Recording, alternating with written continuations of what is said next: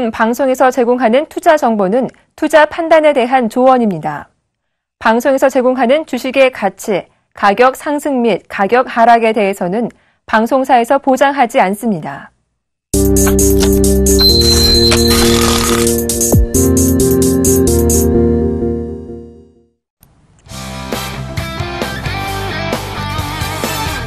시청자 여러분 안녕하십니까? 고품격 종목 상담 프로그램 선상클럽의 이상로입니다. 황민영 멘토입니다. 네, 개장한 지 1시간 정도 지났는데요. 현재 양시장 다 소폭 상승을 하는 모습 나타나고 있습니다. 자, 황민영 멘토님. 네. 네, 오늘 시장 어떻게 보십니까? 네. 오늘 시장에서 이제 중요한 이슈들이 좀 있습니다. 오늘 선물옵션 동시 만기일이고, 그 다음에 통화정책 회의도 있기 때문에, 지금 시장이 단기적으로 올라온다고 하더라도, 여기서 좀 적극적으로 매수 가담을 하게 되면은, 자칫 잘못하면 후반부에 주가가 다시 변동성이 생길 때, 손실로 이어질 수 있기 때문에, 오늘은 전반적으로 좀 관망이 좀 필요하지 않을까, 좀 이렇게 보고 있습니다. 네, 알겠습니다. 자, 관망, 그렇죠. 자, 지키는 것도, 어느 정도는 좋은 일이 부분이죠. 자, 일단은, 현재 시장에서의 분위기를 좀 더 살펴보실 건데요. 자, 그만큼 지금 오늘 같은 경우에는 우리가 쿼드러블 워칭데이라고 해서 상당한 변동성이 나타날 수 있는 장입니다. 그렇기 때문에 조금은 조심스럽게 돌다리도 두드려보고 가자라는 마음으로 오늘 하루를 보내시길 바라면서, 자, 그만큼 금리에 대한 부분도 오늘 이슈화가 될 수 있겠죠. 현재 환율 자체는 어느 정도 소폭이나마 다시 한 번 더 올라가는 모습을 나타내고 있는 반면에, 자, 수급이랑 같이 한번 살펴보실 건데요. 코스피 지수부터 한번 같이 보고 가도록 하겠습니다. 자, 코스피 지수는요, 1981.39포인트 나타나고 있습니다. 0.03% 강보합권의 움직임을 그대로 유지를 하고 있는 상황이고요. 그래서 오늘도 지금 저가 그리고 고가 권역의 변동성이 상당히 크게 나타나고 있죠. 자, 그리고 수급도 한번 같이 확인해 보도록 하겠습니다.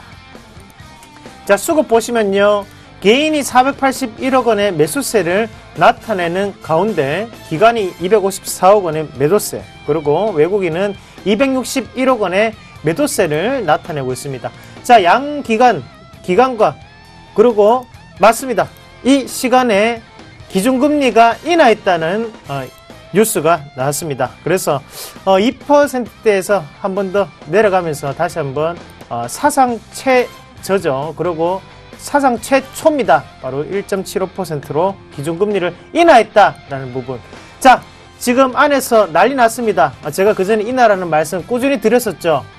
제가 신내림 받은 거 아닙니다, 여러분. 저는 시장을 그대로 읽었을 뿐입니다. 환율이 이미 저번 주부터 1,100원대를 돌파를 하기를 시작했죠. 당연히 금리는 인하될 수밖에 없다. 통화량을 변화시키는 부분은 경기 부양에 대한 효과가 나타날 수 있고, 그리고 환율 자체가 상당히 변화될 수 있다는 부분을 강조를 해드렸습니다. 자, 여러분, 저는 신이 아닙니다.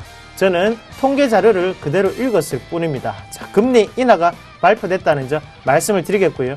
자, 황민영 멘토님. 네. 금리 인하가 되면 이제 우리가 어떻게 대응을 해야 되겠습니까? 네. 금리 인하 가능성이 좀 높은 그런 시기였습니다. 그래서, 제가 이제 바로 얼마 전에도 이제 건설주에 대해서 좀 관심을 가져보자라고 이제 말씀을 좀 드렸던 것처럼, 금리가 인하가 되면 이제 건설주의 경우에는 대출에 대한 여력이 좀 감소하기 때문에 부담이 감소하면서 다시 한번 건설주가 또 움직일 수 있는 그런 자리가 마련되지 않을까 이렇게 생각을 하고 있고요. 금리가 지금 인하가 된 상황에 대해서 이제 우리가 그 전면적인 내용을 살펴보면요. 최근에 물가가 많이 올랐습니다. 그죠? 물가가 0.5% 올랐지만 실질적으로 담배 가격을 제외해 본다면 물가는 결국 마이너스였습니다. 지금 내수 소비도 지금 어느 정도 이제 침체가 된 구간이기 때문에 이런 시점에서 적절한 금리 인하가 아니었나 생각이 들고요. 금리 인하가 된다면 당연히 현재 시점에서 달러가 조금 더 달러 강세 효과가 조금 더 가중될 수 있긴 하겠지만 이견 시장에서는 지금 현재 단면적으로 봤을 때는 분명히 호황이라고 생각을 합니다. 그래서 지수가 올라갈 때 올라갈 수 있는 증권주가 지금 시장에서는 가장 민감하게 또 반응을 하고 있고요. 추가적으로 본다면 제가 말씀드린 것처럼 건설주도 한번 보실 필요가 있겠습니다. 네, 맞습니다. 자, 그러면 지금 업종 한번 같이 보시는 게 좋을 것 같은데요. 증권주부터 우리가 한번 보고 넘어가도록 하겠습니다. 자, 증권주 한번 같이 보도록 하겠습니다. 자, 증권주 보실 건데요. 증권주가 갑자기 급반등을 하는 모습이죠. 자, 왜 증권주가 오를까? 금리 인하가 된다는 것은 기준금리, 바로 예금에 대해서 우리가 별다른 기대를 할 수 없다라는 부분에서 지금 증권주가 가파르게 오르고 있는 모습이 나타나고 있겠고요. 자, 반면에 은행주 한번 같이 확인해 보도록 하겠습니다. 은행주 볼게요. 은행주 한번 보겠습니다. 자, 은행주 보실 건데요. 자, 은행주는 오늘 바닥권에서 상당히 가파른 상승세를 다 나타냈었죠. 하지만 그 상승세가 소폭이나마 꺾이는 모습이 꾸준히 나타나고 있다는 점, 그래서 방향성 자체가 확보되지 않은 상태로 움직이고 있다는 점을 좀 더 살펴보는 게 좋을 것 같고요. 자, 마지막으로 보험주까지 한번 보도록 하겠습니다. 보험주, 예, 자, 오늘 손이 맞습니다. 자, 삼성생명, 화재, 그리고 하나생명, 동부화재, 그리고 현대해사. 자, 보험주에도 조금 긍정적인 요인 자체가 될 수 있겠죠. 왜냐하면 지금 보험 같은 경우 공시이율입니다. 한 달마다 이제 금리가 변하는 공시이율을 나타내는데, 지금 상태로는 보험주 장기성 상품에 대해서 가입자가 늘어날 수 있다라는 기대감이 다시 한 번 더 나타날 수 있다는 점 눈여겨보실 필요가 있겠고요. 자, 건설주 한번 같이 보실 건데요. 자, 건설주들은 왜 올라갈까요? 예, 그렇습니다. 전세 가격이 한 번 더 올라가지 않을까라는 부분에 의해서 기대감이 다시 한 번 더 끼고 있다는 거죠. 자, 건설주 막바지까지 오고 있죠. 제가 3월 중순까지는 괜찮다. 하지만 그 이후로는 성수기를 지나는 패턴이다 말씀드렸죠. 다시 한 번 더 불꽃이 활활 타오르고 있습니다. 자, 그러면 오늘 전반적인 부분에서 매매에 대한 부분을 한번 같이 보실 필요가 있겠는데요. 자, 황민호 멘토님부터 한번 말씀 좀 해주시죠. 네, 오늘 지금 현재 시점에서 이제 긍정적인 이슈가 나왔기 때문에 오늘 시장 전반적으로 좀 좋게 볼 수가 있겠습니다. 초반에 제가 오늘 뭐 관망세를 말씀을 드리긴 했었는데, 이건 이제 오늘 같은 경우에는 이제 컷오프 위칭데이이기 때문에 이제 이런 말씀을 드렸던 겁니다. 지금 현재 시장 분위기 자체가 이제 점차 회복되고 있는 모습이 나타나고 있고요. 그리고 이제 항상 이제 컷오프 위칭데이의 경우에는 네, 지금 이제 마지막에 프로그램 매도가 나올 수 있다라는 우려감은 분명히 있습니다. 하지만 여기서 가장 중요한 건요, 외국인들이 만약에 오늘 주식을 청산을 해서 청산을 할 경우와 그 다음에 이제 롤오버를 할 경우 두 가지가 있습니다. 만약에 외국인들이 오늘 갖고 있고 내일 모레 그 다음날까지 계속해서 주식을 갖고 있을 때 수익이 날 수 있다라고 한다면 결국은 롤오버가 되겠죠. 그죠? 계약이 연장이 될 겁니다. 만약에 지금 시장이 방향성이 꺾이면서 주가가 밑으로 내려오는 흐름이다. 그러면 당연히 지금은 청산을 해야 되는 게 맞습니다. 따라서 오늘 시장에서 이런 컷오프 위칭데이에 대한 부담감은요, 현재 시장부터 시작해서 중반까지 분위기를 살펴보시고 중반까지 시장 흐름이 완연하게 좀 좋아지는 모습이 나타나고 있다. 그렇게 되면은 오늘 매수 접근도 충분히 가능하다. 이렇게 말씀을 드릴 수 있겠습니다. 네, 좋습니다. 자, 일단 금리 인하가 발표됐습니다. 하지만 시장 상황은 그렇게 좋아 보이진 않습니다. 자, 좋아 보일 때 사는 게 주식이 아니라고 말씀드렸죠. 어차피 시장 자체를 놓고 본다면 중국이 금리 인하를 하고 연속적인 상승세를 나타냈고, 독일이 유로화 약세 국면에서 신고가를 달려가고 있습니다. 니케이도 마찬가지로 신고가를 달려갔고요. 자, 미국은 신고가까지 올리는데 3차 양적 완화까지, 그리고 금리도 초저금리를 유지를 했습니다. 그렇게 봤을 때 이번 금리 인하에 대한 결정은 금융자산에 대한, 바로 주식시장을 올리겠다는 정부의 강력한 의지로 우리가 받아들이시기에 충분하다라는 말씀을 드리면서, 현재 구간에서는 좀 더 기업에 대한 1130원대에서 1150원은 뭐라고 말씀드렸죠? 바로 수출이 가장 크게 나타날 수 있는 국면이다. 가장 유리한 국면이다 라고 생각을 하시면서 지금 시장은 긍정적으로 바라보시다. 급반등이 분명히 나타날 수 있다는 점을 꼭 기억을 하시길 바라겠습니다. 자, 오늘 금리 얘기가 나와서요, 상당히 저희가 전략도 많이 말씀을 드렸던 것 같은데요. 자, 지금부터는 본격적인 종목 상담을 하실 건데, 오늘이 변곡입니다. 자, 그 변곡점에 서서, 기로에 서서 우리는 어떤 방향으로 가야 할지 궁금하신 분들은요, 전화는 02-3153-2611에서 2611 2번으로 연락 주시면 되겠고, 문자는 013-3366-0110번으로 연락 주시면 되겠습니다. 지금부터 종목 상담 시작하도록 하겠습니다.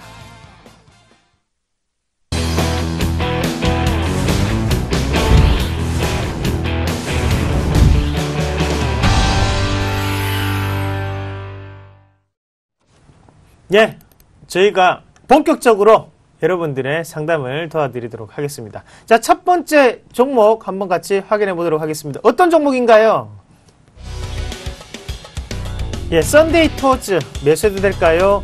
5147번님이 문의하셨네요. 3, 2, 1. 네, 노 의견 드리도록 하겠습니다. 자, 썬데이 토즈 한번 같이 먼저 보실 건데요. 일단 썬데이 토즈 같은 경우에는 지금 게임주, 모바일 게임주의 모습을 보이고 있는 상황인데, 자, 일단은 이런 게임주 같은 경우에는 시세 자체가 나타날 때는 언제 나타났습니까? 작년 12월달, 1월달까지 큰 폭의 상승세를 보여왔습니다. 자, 한번 같이 보실 건데요. 자, 컴투스하고 게임빌드 한번 같이 볼게요. 자, 컴투스. 자, 11월달, 12월달, 1월달 고점을 찍고요. 자, 게임빌. 예, 똑같이 1월달에 고점을 찍었죠. 자, 그리고 뭐 조이시티.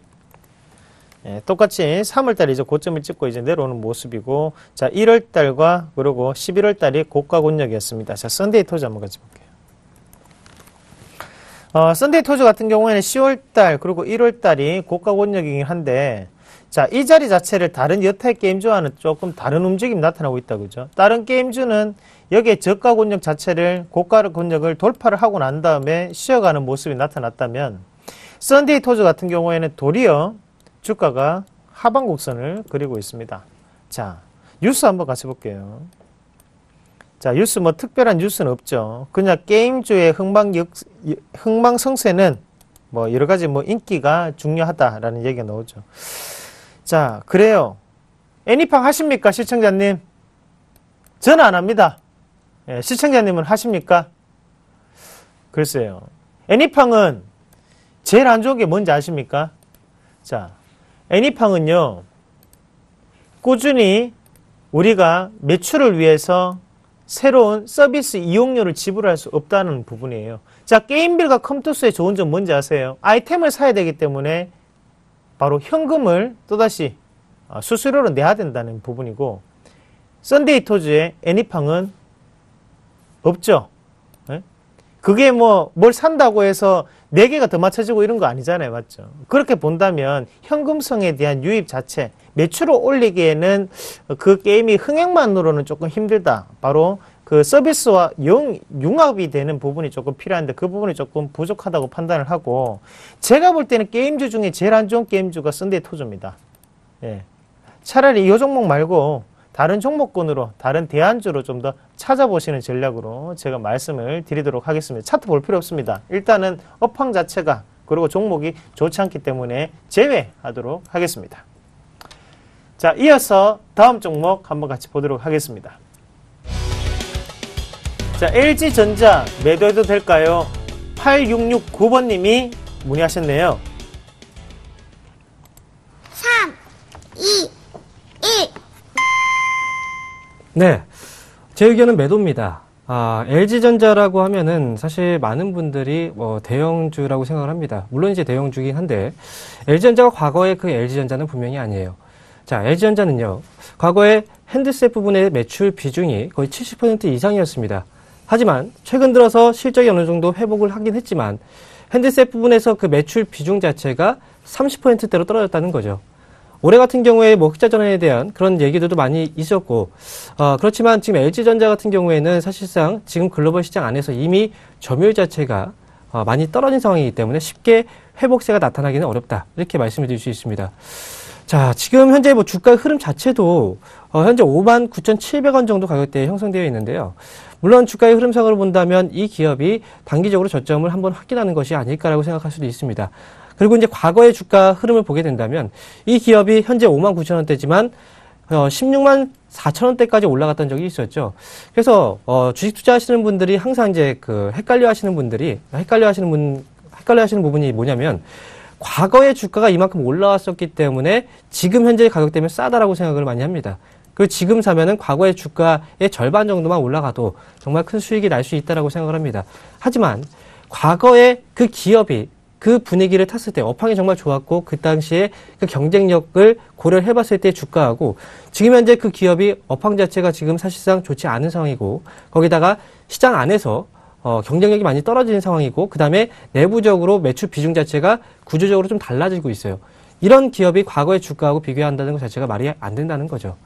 그래서 지금 뭐 삼성전자 역시도 2012년도, 2013년도에 스마트폰 판매량이 급증을 했었고, 그 다음에 그게 결국은 10조 원의 영업이익률을 달성할 수 있었던 어떤 원동력이었다면, 지금 LG전자 같은 경우에는 지금 그런 분위기를 타기는 좀 어렵다라고 생각을 합니다. 그리고 애플 쪽에서 이제 신제품이 출시가 됐었죠. 애플의 아이폰 6가 출시가 됐고, 그 다음에 삼성전자 쪽에서도 그와 이제 그 비슷한 시기에 갤럭시 노트 4S 4가 출시가 됐습니다. 그리고 4 엣지가 또 출시가 됐었죠. 그래서 결국 이제 삼성전자도 어느 정도 회복세가 좀 나오긴 했지만 아직까지도 시장 안에서 계속해서 점유율 확보를 해 나가는데 어려움이 있습니다. LG전자가 이런 틈에서 과연 경쟁력을 발휘할 수 있을까? 그 부분에 대해서는 저는 아니라고 지금 생각을 하고 있고요. 따라서 지금 LG전자는 만약에 물론 올라갈 수도 있겠지만 다른 기업들 대비했을 때 지금 시장 분위기가 좋은 상황에서 굳이 LG전자를 사서 좀 마음고생하기보다는요. 시장 분위기 지금 점차 살아나고 있습니다. 그 시장 분위기를 타서 조금 더 강해 갈 수 있는 종목들로 교체하실 것을 말씀을 좀 드릴 수 있겠습니다. 그리고 현재 보유 비중이 너무 높아요. 50% 정도의 보유 비중이고 가격도 61,000원 정도의 가격대라면 사실상 매수하는데 적절한 타이밍은 분명히 아니라고 좀 생각을 하고요. 지금 현재 시점에서는 일단 이제 손실폭 자체가 이제 크지는 않기 때문에 좀 다행이지만 시장에서 좀 강한 종목들로 좀 교체하실 것을 일단 말씀을 드리도록 하겠습니다. 네, 좋습니다. 자, LG전자 들어봤고요. 다음 종목 이어서 같이 보도록 하겠습니다. 예, 다음 종목은요. 한국정보통신 매도해도 될까요? 8254번님이 문의하셨네요. 3, 2, 1. 네, 저는 예스 매도하십시오 라는 의견을 드리겠습니다. 자, 일단 8,530원에 20%를 지금 보유를 하고 계시고요. 자, 오늘 거래량이 2만 주가 거래량이 나오고 있는 상태고, 자, 한국정보통신 뭐 하는 기업이죠? 예, 맞습니다. 뭐 결제 관련 서비스를 하는 기업입니다. 자, 한번 같이 보시겠는데, 자, 일단은 지금의 꾸준히 이슈가 될 수 있는 부분이 있어요. 하지만 문제는 뭐냐면 이슈화 안에서 가장 앞에 리더로서 쓰기에는 조금 힘든 상태다라는 의견을 저는 조금 드리도록 하겠습니다. 자, 한번 같이 차트 한번 같이 보실 건데요. 자, 첫 번째 맥점 자체가 놓여 있는 곳이 바로 이 부분이죠. 그래서 9,150원 자리가 되겠고, 자, 수급적인 부분만 보시면 됩니다. 자, 두 번째 자리는 이 자리가 이렇게 될 수가 있겠는데요. 지금 상태에서는 일단 8,350원대 밑에서는 이제 과매도 구간이 벌어지고 난 다음에 다시 한번 추가적 상승이 강하게 나타났었다, 그죠? 그러면 일단 박스권 안에 지금 돌파를 하지 못한 상태로 지금 놓여 있는 상태입니다. 그리고 다시 한 번 더 눌린 권역이 나와 있는 상태고, 돌파와 그리고 지지 자체에 대한 이격 자체가 발생을 했다는 것은 어딘가에는 다시 한 번 더 붙고 올라갈 확률이 높다라고 판단하시는 게 맞습니다. 자, 시청자님이 8,530원에 보유를 하고 계세요. 그런데 제가 볼 때는 8,300원, 8,400원까지 한번 빠질 수 있습니다. 그러면 수익 자체가 다시 한 번 더 말짱 도루묵이 되기 때문에 지금 차라리 이익 실현을 하시고 하단 권역에서 다시 한 번 더 노려보시는 전략 말씀을 드리면서, 자, 신용 물량이 지금 많이 들어와 있어요. 그 말은 쉽게 보내지는 않는다거든요. 그러면 좀 더 쉬어가는 흐름이 나타날 수 있다고 보고, 요거 일단은 이익 실현 하시고 다른 종목이라든지 요 종목에 대한 하단 권역을 좀 더 공략을 하시는 전략으로 말씀을 드리도록 하겠습니다. 예, 다음 종목 같이 보실 건데요. 예, 전화네요. 아, 네. 전화가 왔군요. 네, 전화 한번 받아보겠습니다. 여보세요? 여보세요? 네, 안녕하십니까? 여보세요? 네, 여보세요? 예, 안녕하세요. 네, 반갑습니다. 예, 반갑습니다. 예. 지금 어떤 종목을 궁금해서 전화 LIG 화재보험입니다. LIG요? 예.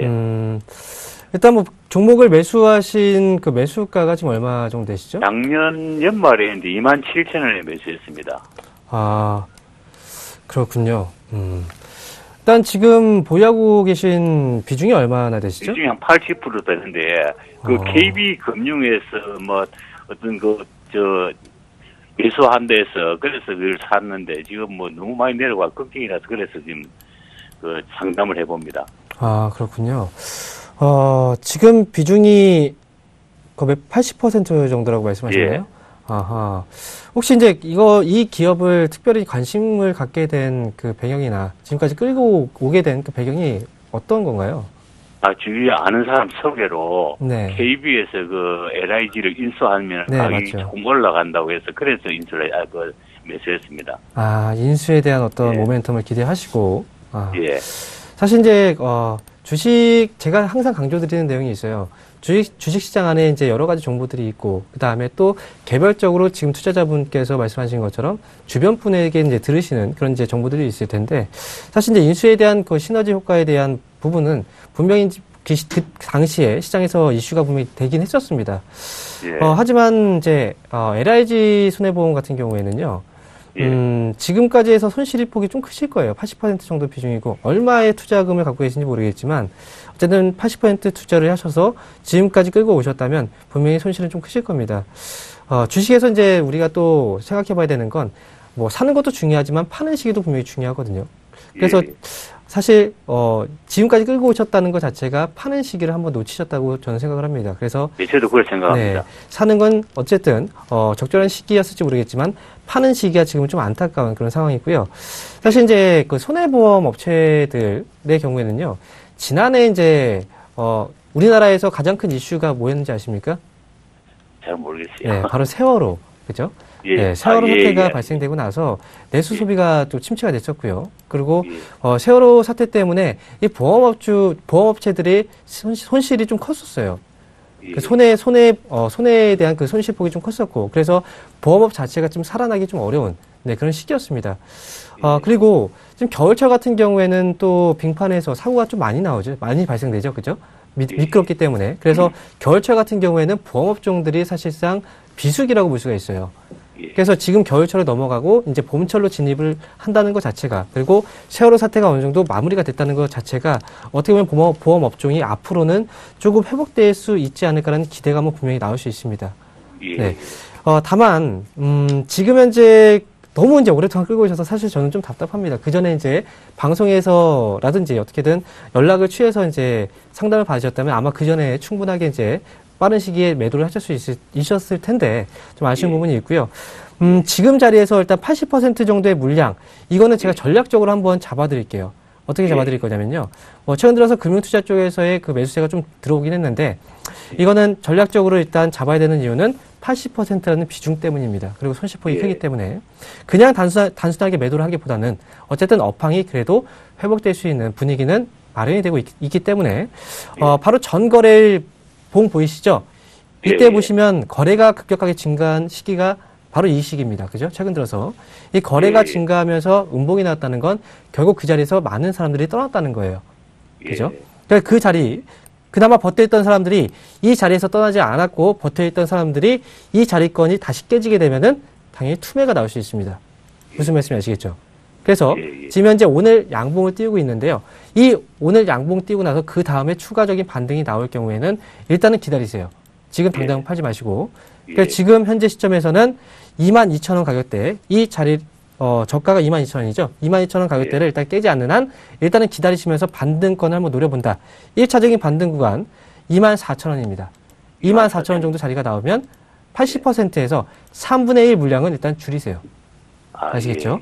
그리고 나서 3분의 2 정도의 물량을 어느 정도 끌고 갔느냐. 네.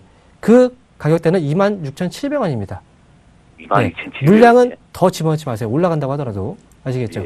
그리고 만약에 22,000원 가격대가 깨지게 되면 어떻게 되느냐. 일단 물량 절반 줄이십시오. 그리고 나머지 물량들은 나중에 주가가 다시 턴을 분명히 하게 될 텐데 그 시점에서 매수 단가를 좀 낮춰서, 물론 80%까지 채우라는 거 아닙니다. 조금 더 낮춰서 그때 나중에 조금 더 탄력을 받을 때 그 시기에 맞춰서 적절하게 매수 단가를 낮추시는 전략이 필요할 것 같아요. 그래서 다음에 혹시 이 가격대가 깨지고 나서 턴을 한다. 언제 잡아야 되는지 모르겠다. 그때는 다시 한번 연락을 주십시오. 그때 다시 한번 적절한 신호를 잡아드리겠습니다. 이해되십니까? 감사합니다. 네, 알겠습니다. 잘 참고하겠습니다. 네, 성우투자하시기 바라겠습니다. 예, 감사합니다. 네. 자, 진중한 대화가 이어졌던 것 같습니다. 자, 선생님 성공 투자하십시오. 자, 그럼 다음 종목 이어서 한번 같이 보도록 하겠습니다.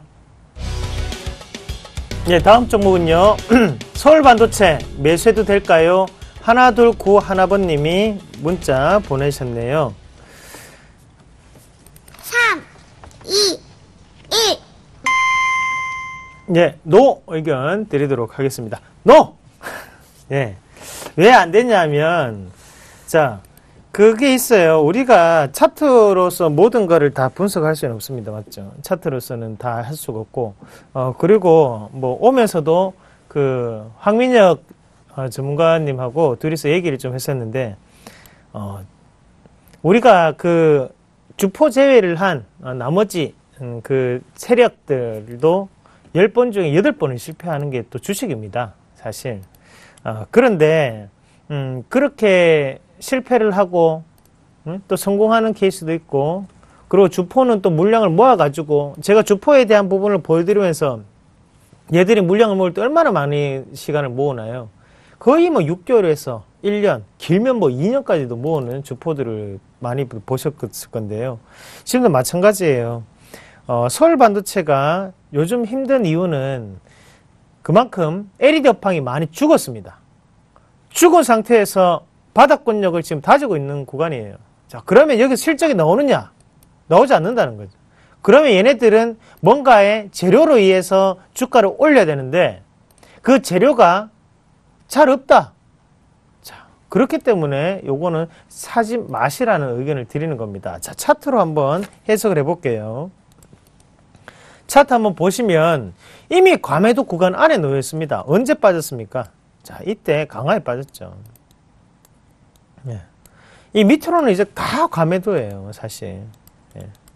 그런데 중요한 거는 그러면 여기에 사놓으면 되지. 예, 사놓으면 됩니다. 그런데 시청자님이 1년, 2년 버티실 수 있습니까? 우리 개인 투자자분들 내일 당장 안 올라도 아이고 내 종목은 안 움직이네요. 한 달 안 움직이면 아이고 내 종목은 관심이 없는가 봐요. 이렇게 돼요. 그런데 1년을 버틸 수 있겠어요? 못 버티십니다. 그러나 지금 접근하시면 안 돼요. 자, 그 타이밍적인 부분을 한번 같이 볼게요. 자, 밑에도 보면 기관과 외국인이 동시에 또다시 빠져나가는 투매성 자리가 나타났고 다음에 추가적인 상승 자체를 쳐 올리는데 자, 요 가격대죠. 요 가격대가 되겠죠. 올리는 모습이 나타났죠. 자, 단일 매수입니까? 단일 매수가 아닙니까? 단일 매수예요. 자, 그런데 밑에서 그러면 다시 한 번 더 매도를 해줘야 되는 가격대에서 다시 한 번 더 매수를 해준다는 거죠. 그러면 앞에 있는 이 부분 자체는 의미가 없어진 겁니다. 그럼 이 자리를 기준으로 다시 한 번 또 봐야 돼요. 외국인이 빠져나갔기 때문에 회사에 대한 가치적인 변화가 또 한 번 더 생기는 자리였다는 거죠. 이 자리에 자, 2월 5일 2월 10일 때 뉴스가 뭐 나 있는지 한번 같이 한번 확인해 볼게요. 회사에 대한 가치가 조금 바뀌는 모습이었습니다. 자, 2월 10일. 예. LED 경쟁 격화, 실적 발표를 했죠. 2월 10일 날.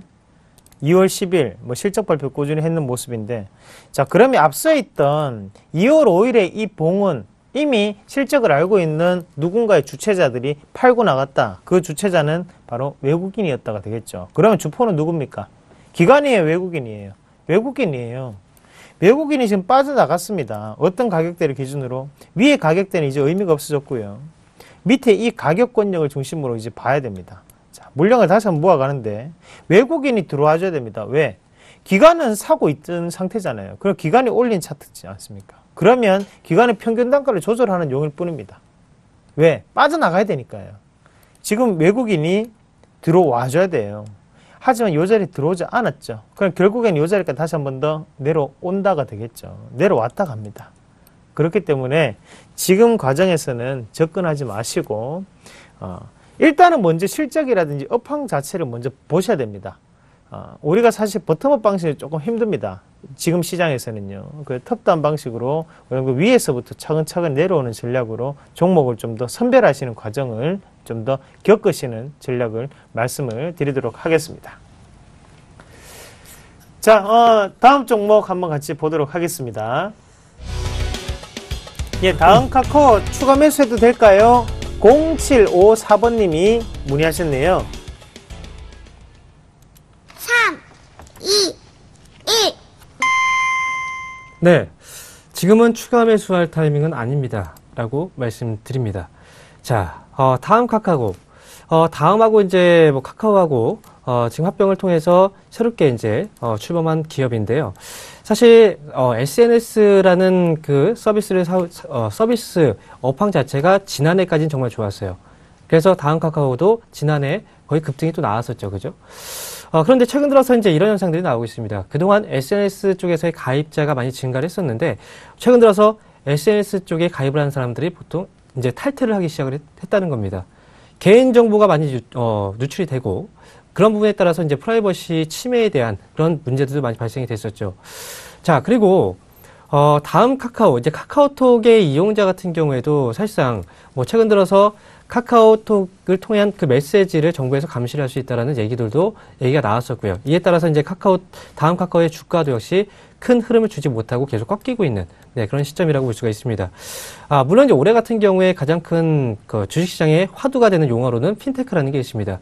다음 카카오 역시도 핀테크의 대표적인 수혜주가 될 수 있는 그런 기업이지만 중요한 건 타이밍입니다. 지금 현재 자리에서 물론 갖고 있는 종목이겠죠. 그래서 추가 매수를 언제 할까? 이거에 대해서 물어보신 건데 지금 현재 시점이 타이밍상으로는 맞지 않는다라고 저는 생각을 하고요. 그 다음에 뭐 최근 들어서 이제 뭐 카카오 택시라는 게 어플이 이제 출범이 되면서 다음 카카오에 대한 핀테크 쪽으로 조금 더 발전할 수 있는 성장 동력이 되지 않을까 이런 얘기들도 나오고 있습니다만 중요한 건 말이죠. 제가 다시 한번 말씀드리면 타이밍이라고 말씀드렸습니다. 주식은 타이밍입니다. 그래서 최근 들어서 이제 수급 동향을 일단 살펴볼게요. 자, 다음 카카오의 수급 동향을 보면은 지금 물량은 개인들밖에 없죠. 그죠? 개인들만 지금 매수가 들어온 상황이고 외국인과 기관, 금융투자, 보험, 투신, 연기금 전부 다 매도입니다. 개인들은 과연 매수하고 싶어서 매수를 했을까요? 그건 분명히 아니라는 겁니다. 자, 생각을 해보세요.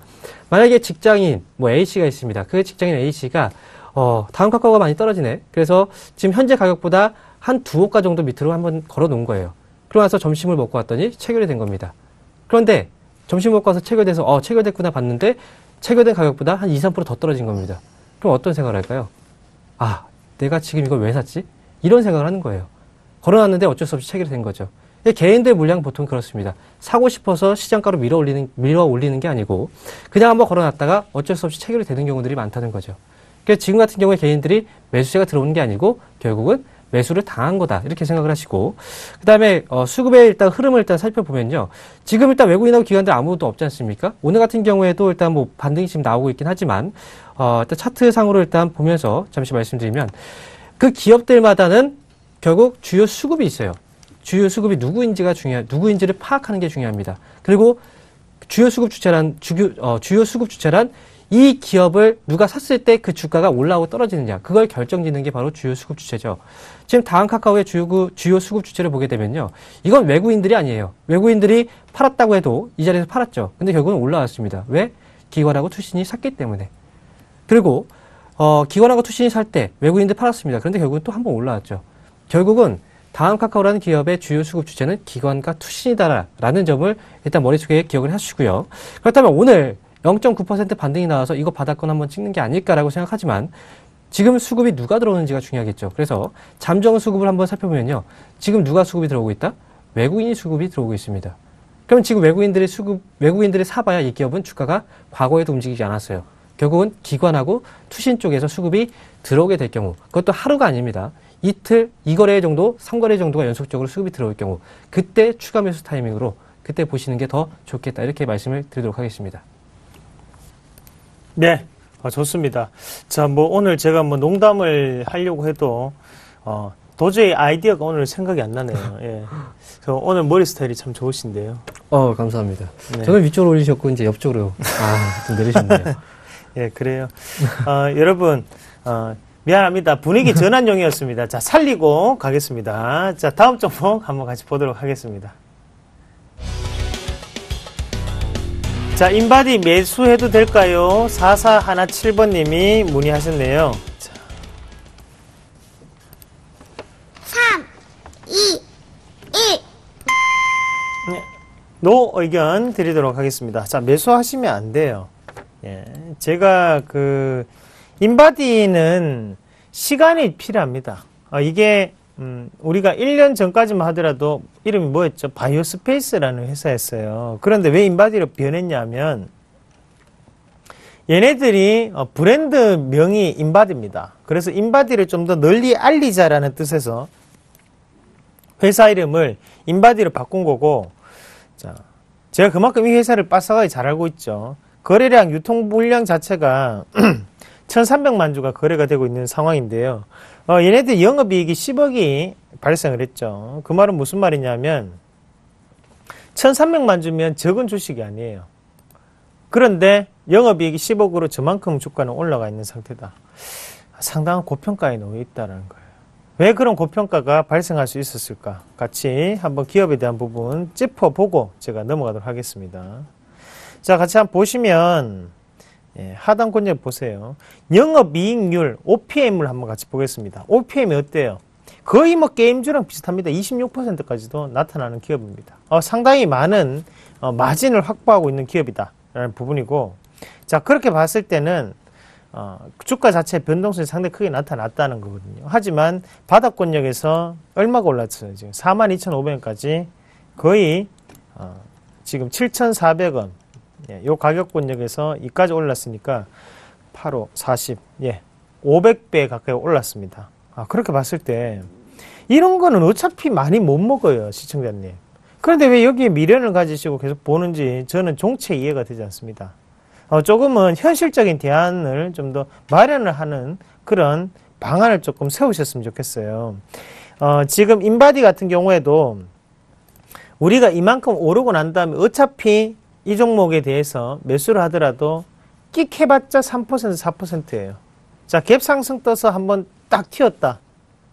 갭 상승 때는 어차피 매수 못 되죠. 그런 시초가에 잡았다. 그래서 먹었는데 2%, 1%입니다.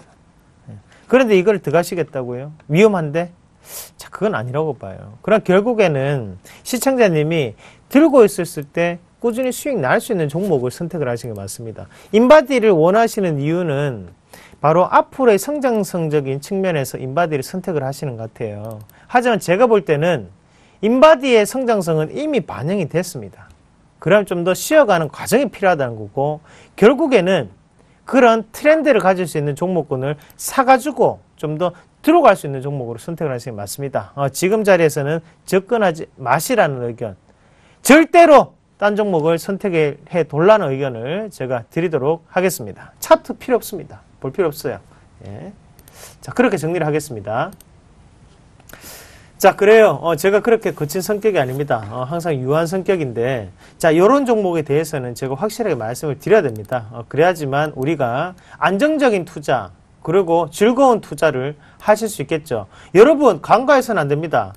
4월달, 5월달 되면요, 변동폭이 30%대까지 늘어난다면, 우리 이제부터는 우리 소위 얘기하는 잡주는 못합니다.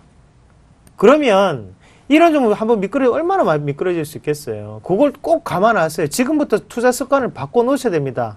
아시겠죠? 꼭 명심하시길 바라겠습니다. 자, 그렇습니다. 다음 종목 이어서 같이 한번 보도록 하겠습니다. 다음 종목은요, 현대미포조선 매도도 될까요? 8087번님이 문의하셨네요. 3, 2, 1.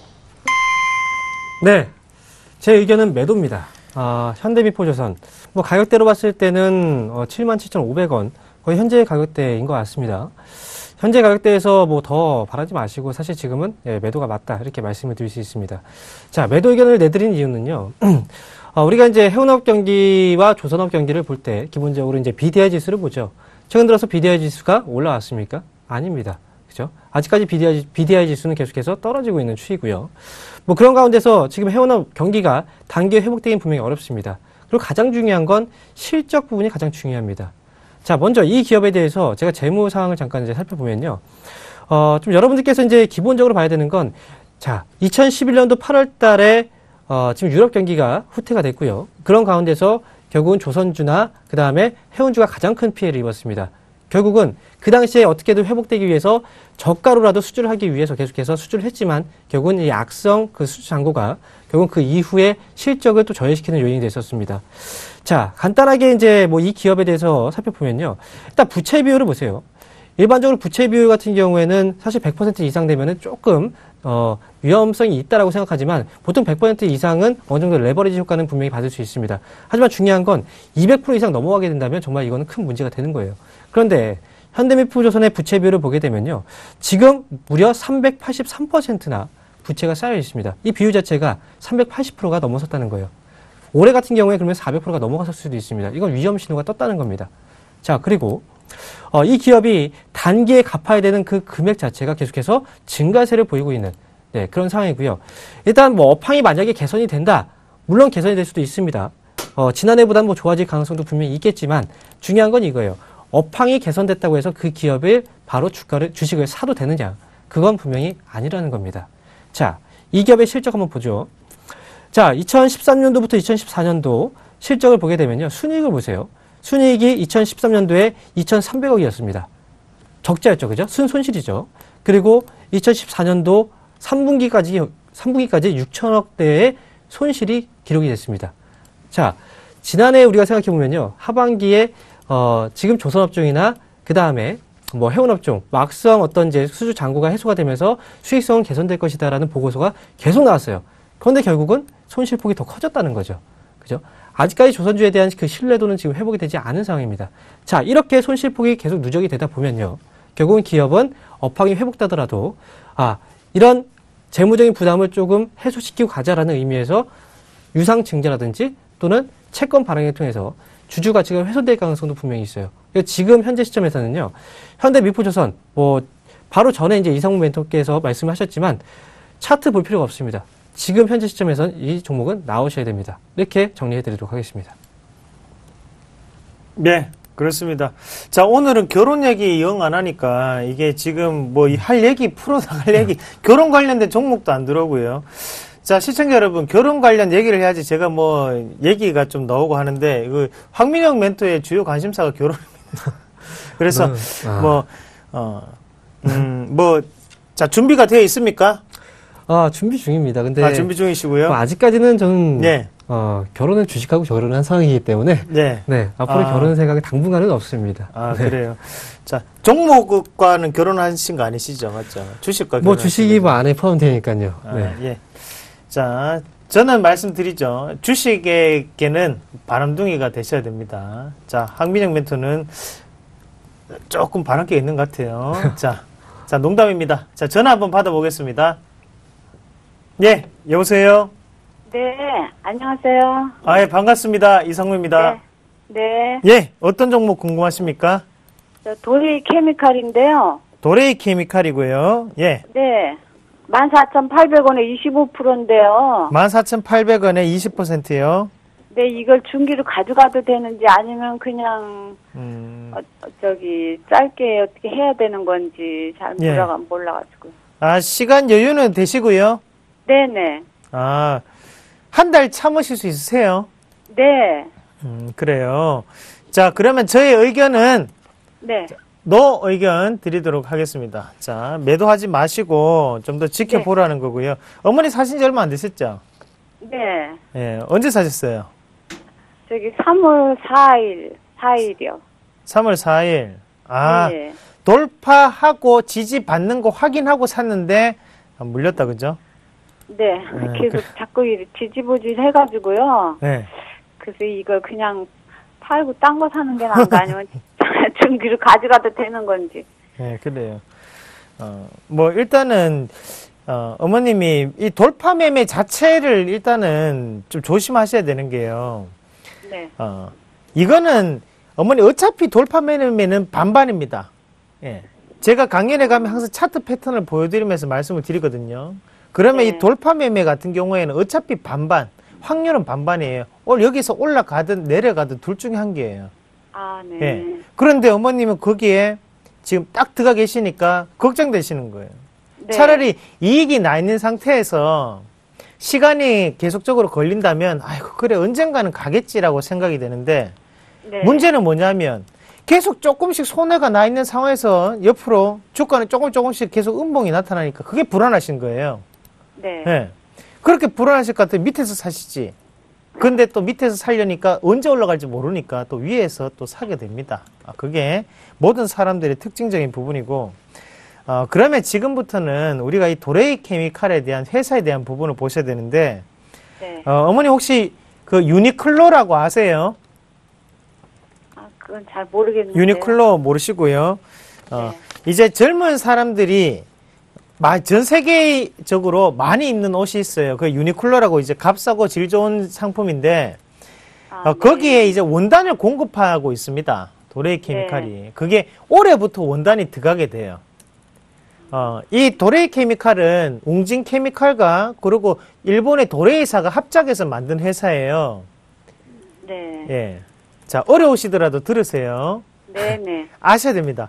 자, 그런데 이 일본의 도레이라는 회사가 우리나라로 치면 어떤 기업이냐면, 효성 곱하기 10배예요. 어머니 효성 아시죠? 효성이라는 기업. 네네. 네. 그 기업의 규모가 곱하기 10배 정도 된다고 생각하시면 돼요. 일본의 도레이라는 회사가. 예. 그 회사가 미국의 보잉 항공사에도 납품이 들어가고 있고 전 세계적으로 원단이라고 하면 일본 도레이입니다. 네, 그 정도로 뛰어난 회사인데 거기에 이제 계열사가 도레이 케미칼이에요. 아, 네네. 그러면 우리가 지금부터는 도레이 케미칼에 변화되는 부분을 좀 더 면밀하게 확인하시는 게 맞아요. 네. 네. 그러나 저는 큰 시세를 낼 수 있는 종목입니다. 아, 네. 그런데 지금 당장 몇백원 빠져있다고 파는 거는 저는 안 맞다고 봐요. 어차피 어머님은 시간이 넉넉하시다고 했잖아요. 네. 예. 그럼 운동 다니시거나 아니면 여행 다니세요. 예. 어차피 오늘 또 금리 떨어지면요. 어머니 은행에 예금하러 가잖아요. 아, 그럼 네. 1.8%예요. 제가 장담할게요, 그거는. 그런데 네. 주식 요거는 조금만 들고 있으면 1년에 20%, 30% 아니면 더블까지 날 수 있는 종목입니다. 아, 네. 왜 그 말씀을 차트로 이제 한번 같이 볼게요. 네. 자, 차트 한번 같이 보시면, 자, 얘네들이 이 가격권력이 얼마만큼의 역사적인 가격권력인지 지금 여기 보시면 나옵니다. 예. 어때요? 이 가격대를 뚫기가 엄청 힘들죠, 지금. 2009년도부터 못 뚫었던 가격이에요. 네. 그런데 웃긴 거는 2002년, 2003년도에도 이 가격대였습니다. 예. 네. 근데 그 가격대가 얘들이 올렸는데 이대로 그냥 빠진다? 말도 안 되는 소리죠. 여기서 네. 강하게 쳐올립니다. 예. 한번 믿어보시고 네, 한번 길게 네. 한번 들어가 보십시오. 아, 네네. 감사합니다. 예, 알겠습니다. 아, 네, 감사합니다. 예, 고맙습니다. 네. 예, 그렇습니다. 시간은, 우리가 주식은 참 시간을 많이 주지 않습니다. 항상, 보험은 최소 10년을 보면서 하는 게 보험입니다. 그리고 예금은 1년을 보면서 하는 게 예금이고요. 심지어 적금은 한 달을 보면서 하는 게 적금입니다. 하지만 주식은 가장 많은 수익을 줌에도 불구하고 항상 내일 그리고 하루의 시세를 여러분들은 생각을 하십니다. 생각을 조금만 변화시키시면 더욱더 큰 수익이 나실 수 있다는 것을 꼭 명심하시길 바라겠습니다. 자, 황민정 멘토님이 강연회가 있으신데요. 자, 소개 좀 해주시죠. 네.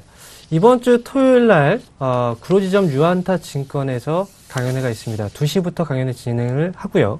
사실, 오늘도 그렇고 이제 종목을 상담하다 보면은 대형주로, 손실을 보시는 분들이 많아요.